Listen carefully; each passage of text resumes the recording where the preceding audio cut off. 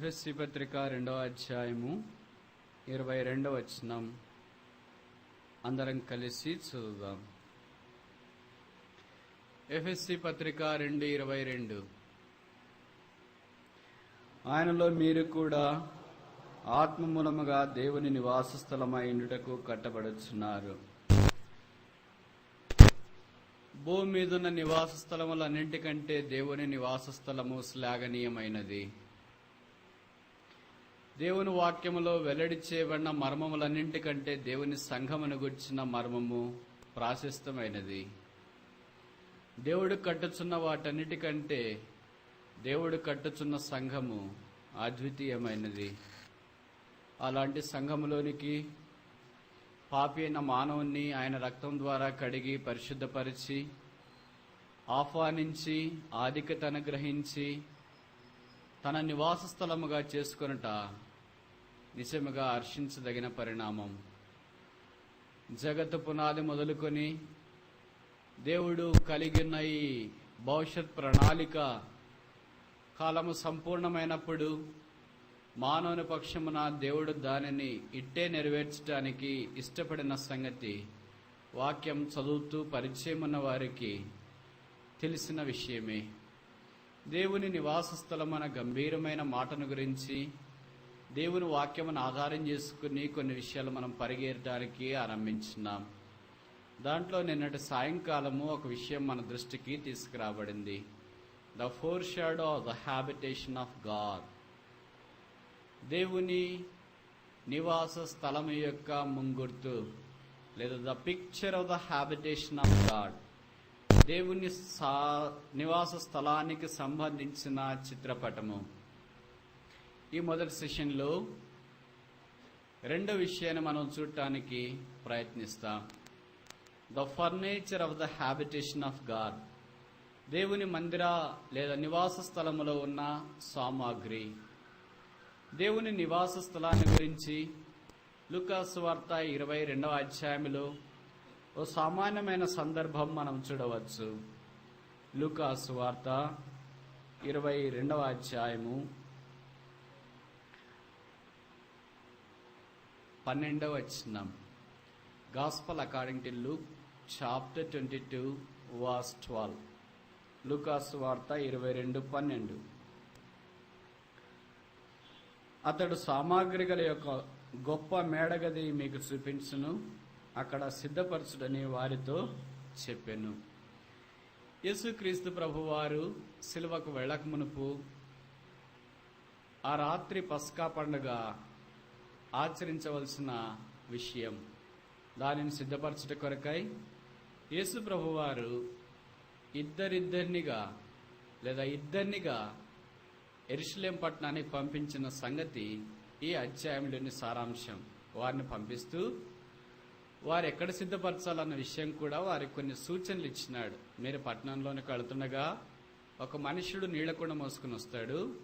ఆ మనుషుని మీరు అడగండి, యజమానుడు లేదా యేసు ప్రభు వారు పస్కాను సిద్ధపరచాలని కోరుతున్నాడు ఎక్కడని. ఆయన మిమ్మల్ని తీసుకుని వెళ్తాడు, మీకు గొప్ప మేడగది చూపిస్తాడు, అక్కడ మీరు సిద్ధం చేయండి. ఇది సారాంశం. ఈ సారాంశంలోనికి మనం ప్రవేశించక మునుపు యేసుక్రీస్తు ప్రభు వారు ఇద్దరినిగా పంపించుట తన పరిచర్యలో అనుదిన అలవాటుగా అలవర్చుకున్న సంగతి మనం ఎరుగుదుము. యేసు ప్రభు వారి శిష్యులను కూడా పరిచర్య కొరకు పంపించినప్పుడు గ్రామాలకు ఇద్దరినిగా పంపించినాడు. ఆయనకిద్దరు అంటే చాలా ఇష్టమైనదిగా చూస్తున్నట్లు వాక్యంలో మనకు అర్థమవుతుంది.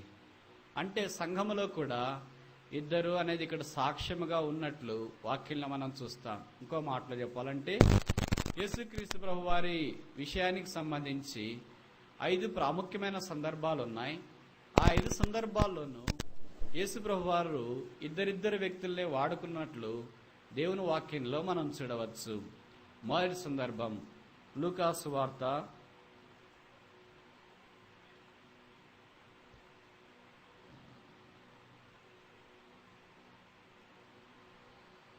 9వ అధ్యాయము. Gospel according to Luke chapter 9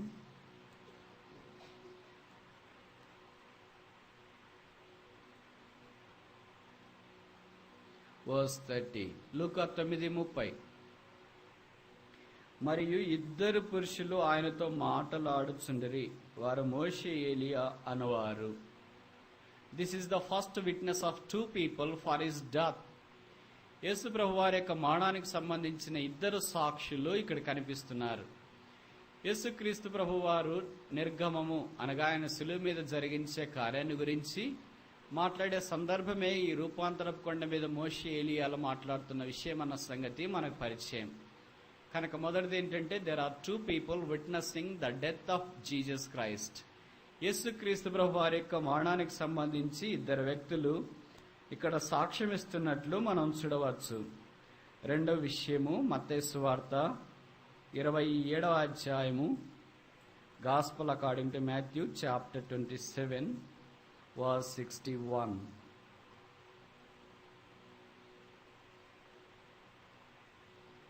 మత్తయి 27:61. మగ్దలేని మరియయు వేరొక మరియయు అక్కడనే సమాధి యొద్ద ఎదురుగా కూర్చుండి ఉండిరి. ఇక్కడ ఇద్దరు స్త్రీలు చూస్తున్నాం. మగ్దలేని మరియా, వేరొక మరియా లేదా వేరొక మరియా. కనుక వీరిద్దరు మనకి ఏ జ్ఞాపకం చేస్తున్నారంటే 2 witnesses ఆఫ్ హిస్ బరియల్. యేసుక్రీస్తు ప్రభు వారి యొక్క భూస్థాపన దగ్గర కూడా ఉన్న ఇద్దరు సాక్షులను వారు మనకు తెలియజేస్తున్నారు. మూడవది లూకాసు వార్త 24వ అధ్యాయం, లూకాసు వార్త 24వ అధ్యాయం 4వ వచనం.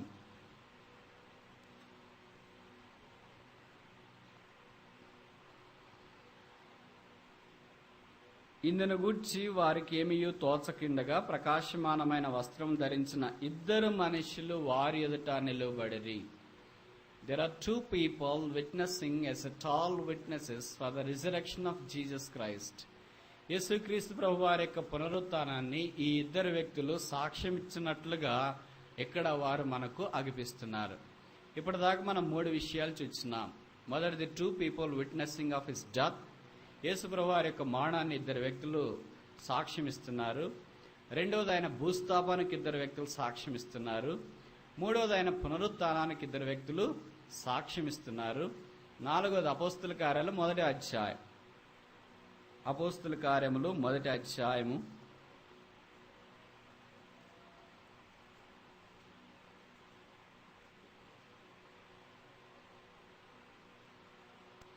10వ వచనం. Acts of the Apostles chapter 1 verse 10. ఆయన వెళ్ళుచుండగా వారు ఆకాశం వైపు తేరి చూచుచుండిరి. ఇదిగో తెల్లని వస్త్రంలో ధరించుకున్న ఇద్దరు మనుషులు వారి యొద్ద నిలిచిరి. So this is 2 people witnessing the ascension of Jesus Christ. యేసుక్రీస్తు ప్రభు వారు ఆరోహణమయ్యే విషయాన్ని ఇద్దరు వ్యక్తులు సాక్ష్యం ఇస్తున్నట్లు మనం చూస్తున్నాం. ఇప్పుడు 5వది ఆఖరిది మనం ఇందాక చదివాం. లూకాసు వార్త 22వ అధ్యాయము, లూకాసు వార్త 22వ అధ్యాయము 7వ వచనం. Gospel according to doctor Luke chapter 22 verse 7. పస్కా పశువును వధింపవలసిన పులియని రొట్టెల దినం రాగా 8వ వచనం. యేసు పేతురును యోహానును చూచి, మీరు వెళ్లి మనం భుజించుటకై పస్కాను మన కొరకు సిద్ధపరచుటని వారిని పంపెను. కనుక ఈ ఇద్దరు వ్యక్తులు, this 2 people are working in the sanctuary of God.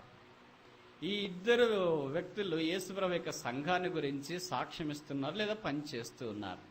కనుక యేసుప్రభు వారి యొక్క జీవితంలో ఇద్దరు ఇద్దరు ఇద్దరు అన్నది ఎంత ప్రాముఖ్యమైనదో కొన్ని విషయాలు మనం చూస్తున్నాం. ఈ ఇద్దరు యెరూషలేం పట్టణానికి వచ్చినారు. యేసుప్రభు చెప్పిన అడ్రస్ వారు చూడటానికి ఆరంభించినారు. వయసు ఇప్పుడు మనకు కావాలని చెప్పారనుకోండి, హైదరాబాద్లో మీటింగ్స్ జరుగుతున్నాయని. ఎక్కడ జరుగుతున్నాయంటే సైదాబాద్. సైదాబాద్ అంటే ఎక్కడ? మనకంటే వయసు సైదాబాద్లో మందిరం ఎక్కడ ఉందో తెలుసు. ఏం తెలియని వాళ్ళకి మీరు అలా వెళ్తా ఉండండి, ఒక మనిషి నీళ్లు పట్టుకుని వస్తూ ఉంటాడు, ఆ మనిషిని అడగండి, ఆయన మిమ్మల్ని తీసుకెళ్తాడంటే ఇలాంటి ఇండికేషన్ తీసుకుని మనం సిటీలో బయటకు వెళ్తామా? సాధారణంగా మనం బయటికి మన దగ్గర పక్కా అడ్రస్ ఉండాలా, విత్ మొబైల్ నంబర్, ఇవన్నీ ఉంటేనే మనం బయటికి వెళ్తాం. సిటీలోనే ఎలా కుదురుతుందండి అని. ఒకవేళ శిష్యులు యొక్క స్థానంలో మనమే ఉంటే యేసుప్రభుని అడిగిన వాళ్ళము, అదేంటండి మీరు ఏదో మనిషి నీళ్ళ మోసుకొని వస్తున్నాడు అంటున్నారు, ఇలాంటి గుడ్డి గుర్తులు చెప్తే ఎలాగుంటా, మీరు వెళ్తా ఉంటే తాడి చెట్టు కనిపిస్తుంది, వెళ్తా ఉంటే అక్కడ కుక్కలు బొట్టలాడుతూ ఉంటాయి, వెళ్తా ఉంటే అక్కడ గుర్రపుశాల ఉంటుంది, ఇలాంటి గుడ్డి గుర్తులు చెప్తామంటే మేము ఎలాగెళ్ళేది, మాకు ఇంటి నంబర్ కావాలా, ఆ వ్యక్తి పేరేంటో కావాలా, అది ఏ వీధిలో ఉంటుందో కావాలా, ఇవన్నీ ఏదైనా అడ్రస్ ఇస్తే మేము వెళ్ళి సిద్ధపరచడానికి కుదురుతుంది. కానీ మీరు వెళ్ళమంటే వెళ్తాం, కానీ ఫలానా వ్యక్తి కనిపిస్తాడంటే కనిపించకపోతే ఏం చేయమంటావు అని అడగలేదు వారు. వారు ఆ సామాన్యమైన దాన్ని అంగీకరించి వెళ్ళటానికి వాళ్ళు ఇష్టపడ్డారు. కానీ కొన్నిసార్లు యేసు ప్రభు వారు తన సంఘానికి సంబంధించిన విషయాలు చాలా సామాన్యంగా ఇతరులకు బోధించడానికి ఇష్టపడినట్లు, దాన్ని శిష్యులు అంగీకరించినట్లు దీన్ని బట్టి మనకు అర్థమవుతా ఉంది. సరే, ఇప్పుడు వాళ్ళు యెరూషలేము పట్టణానికి వెళ్ళారు. అది పస్కా పండుగ సందర్భం. పండుగ సందర్భంలో సామాన్యమైన వీధుల్లోనే మనం మనుషులు గుర్తుపట్టుకోలేమే. ఏదైనా మార్కెట్కి వెళ్ళినప్పుడు, షాపింగ్కి వెళ్ళినప్పుడు మన పిల్లలు, మన భర్త, భార్య, వీళ్ళందరూ మనం ఇంటాక్ట్ గా వెళ్ళినోళ్ళు వెళ్ళినట్లు వస్తామనే మనకు గుర్తుండదు. అలాంటి పండగకి వెళ్ళిన తర్వాత ఏ గదిలో, ఏ స్థలంలో సిద్ధపరచాలంటానికి ఒక సాధారణమైన సిమ్టమ్, ఒక మనుషుని నీళ్లు మోసుకుని వచ్చేది ఎలా సాధ్యమవుద్ది? ఇక్కడ విచిత్రమైన సంగతి ఏంటంటే, ఇశ్రాయేలుకు ఒక సాంప్రదాయం ఉంది. ఏంటా సాంప్రదాయం అంటే, నీళ్లు తీసుకుని వచ్చేది సిస్టర్సే కానీ బ్రదర్స్ కాదు. అందుకే పాత నిబంధన గ్రంథంలో మనం చూస్తే రాహేలు నీళ్లు పెట్టడానికి ఆ స్థలానికి చేరి వచ్చింది గొర్రెలకు. అక్కడికి యాకోబు వెళ్లి సహాయం చేసిన సంగతి ఆ తర్వాత మనకు మేరగదుము. అలాగే కొత్త నిబంధనలోనికి వచ్చినప్పుడు యోహాను సువార్త 4వ అధ్యాయంలో సమరయ స్త్రీ మధ్యాహ్నమున ఊరికి వలబటున్న యాకోబు బావి దగ్గర నీళ్లు చదువుకోవడానికి వచ్చింది. కనుక ఇజ్రాయెల్ సాంప్రదాయం ప్రకారము ఊరికి వలబటున్న బావుల దగ్గరికి వెళ్లి నీళ్లు తీసుకుని నీళ్లు కుండ మోసుకుని వచ్చేది స్త్రీలే, పురుషులు కాదు. అయితే ఈ దినాల పురుషులే.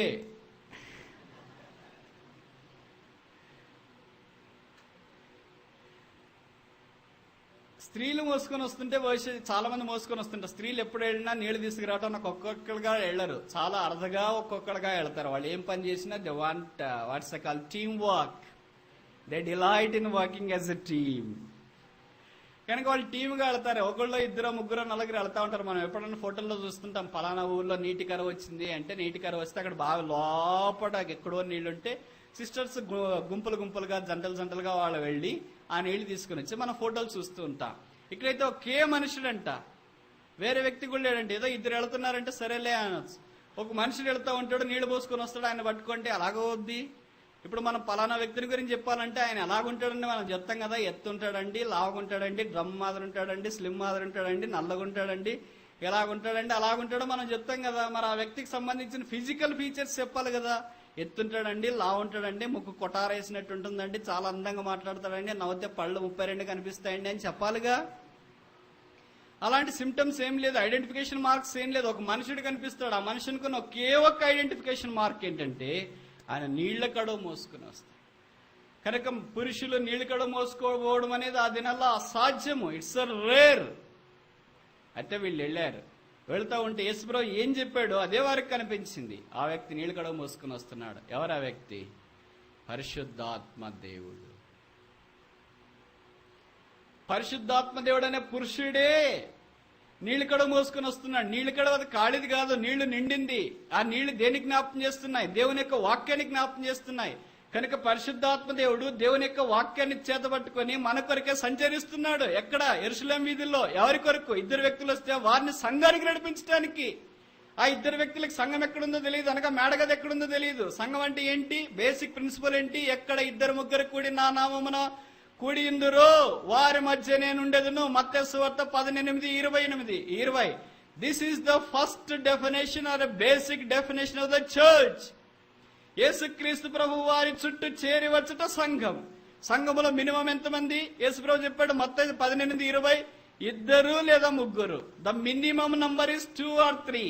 The max is unlimited. ఇంకెంతమంది ఉంటారో మనం తెలియదు. ప్రకటన గ్రంథంలో మనం చూస్తాం, ఎవడనో లెక్కింప శక్యము కాని గొప్ప సైన్య సమూహం అక్కడికి చేరి వచ్చింది. ప్రజలు అక్కడికి చేరి వచ్చిన కనుక ఆ ఇద్దరు, ఆ ముగ్గురు మధ్యలో యేసు ప్రభు ఉంటే అదే సంఘమే.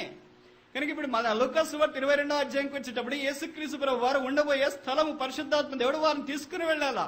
It is the holy spirit that brought the saved people to the church of God. పరిశుద్ధాత్మ దేవుడు రక్షించబడిన వారిని తీసుకుని వచ్చి ఆ మేడగదిలో ఉంచుతున్నాడు.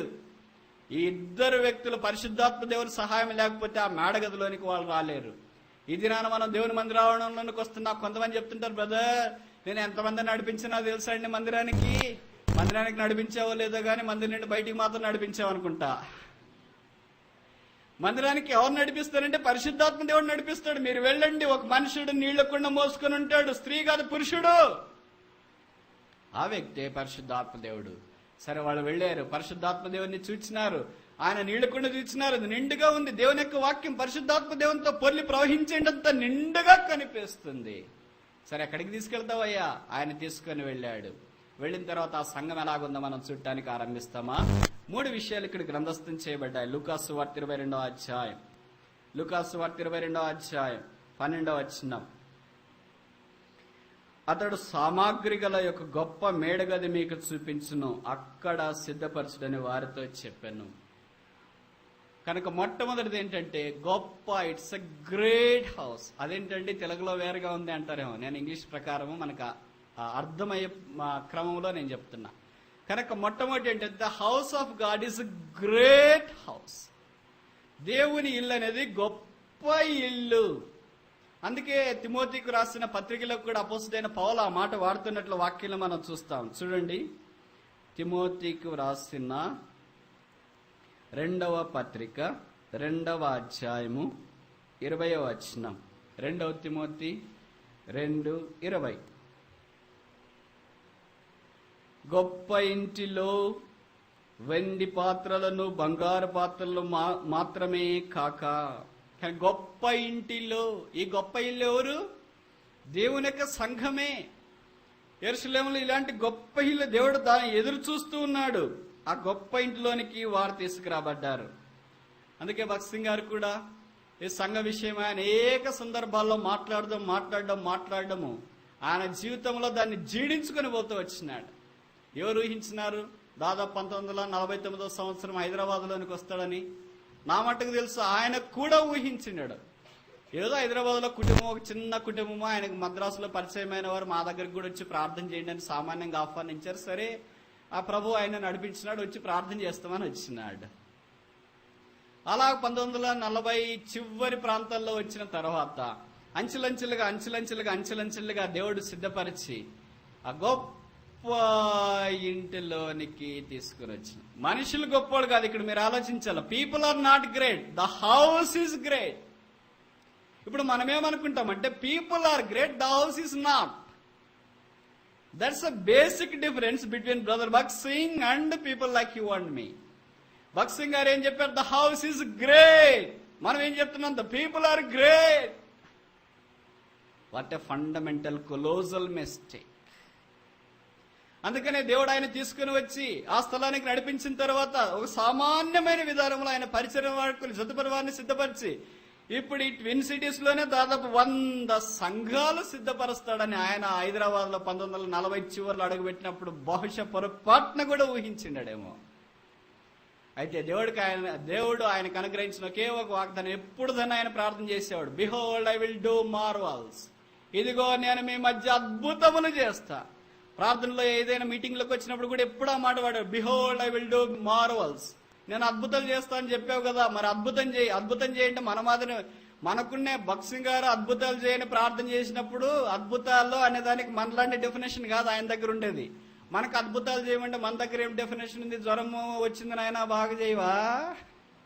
అద్భుతాలంటే మనకు రోగం వచ్చింది బాగా చేయవా? అద్భుతాలంటే ఫెయిల్ అయినా పాస్ చేయవా? అద్భుతాలంటే పెళ్లి కావట్లేదు పెళ్లి చేయవా? అద్భుతాలంటే వీసా రాలేదు వీసా తెప్పించవా? అద్భుతాలంటే పిల్లలు కాలేదు పిల్లలు అయ్యేటట్టు చేయవా? అద్భుతాలంటే ట్రాన్స్ఫర్ కాలేదు ట్రాన్స్ఫర్ అయ్యేటట్టు చేయవా? ఇది మన అద్భుతాలు. భగత్ సింగ్ గారు అద్భుతం చేయమంటే అర్థం ఏంటి? ఇక్కడ పాపములో బంధించబడి దేవుని సాక్ష్యము లేకుండా, ఇంకో మాటలో చెప్పాలంటే దేవుని కొరకు ఒక దీపస్తంభము లేకుండా ఉన్న ఈ స్థలములో దయచేసి పాపము నుండి ప్రజలు విడిపించబడి ఒక దీపస్తంభముగా ఉండినట్లు సహాయం చేయమని ప్రార్థనలో భావం.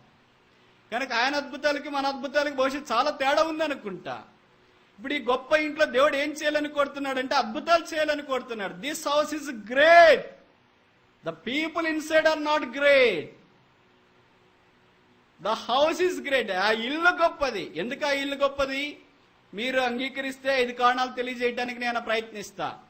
ఇల్లు ఎందుకు గొప్పదంటే మొట్టమొదటి కారణం, the owner of the house is great. ఆ ఇంటి యజమానుడు గొప్పవాడు. ఎవరు ఆ ఇంటి యజమానుడు?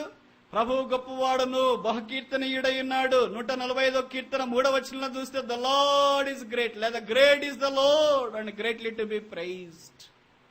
చూడండి కీర్తన 145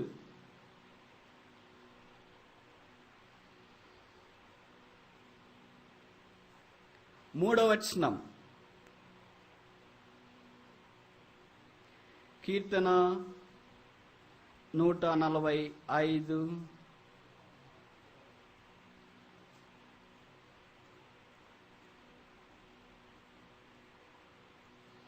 3వ వచనం. యెహోవా మహాత్మ్యము గలవాడు. మనకేం తెలుగులో మహాత్మ్యం అని ఉంది. మహాత్మ్యం అంటే ఏమో మరి తెలియదు. ఇదంతా తెలుగు పెద్ద పెద్ద పదాలు రాసినారు అక్కడ కొంతమంది పండితులు. ఇంగ్లీష్ లోనే తేలిగ్గా రాశారు. Great is the lord. దేవుడు గొప్పవాడు. The lord is great. కనుక చాలా తేలిగ్గా ఇంగ్లీష్ లో కొన్నిసార్లు అర్థమవుతుంది, కొన్ని చోట్ల తెలుగులో చాలా తేలిగ్గా అర్థమవుతుంది. సరే, మనం రెండు కలుపుకుందాం, ఎందుకంటే మనకు రెండు చదవచ్చుగా.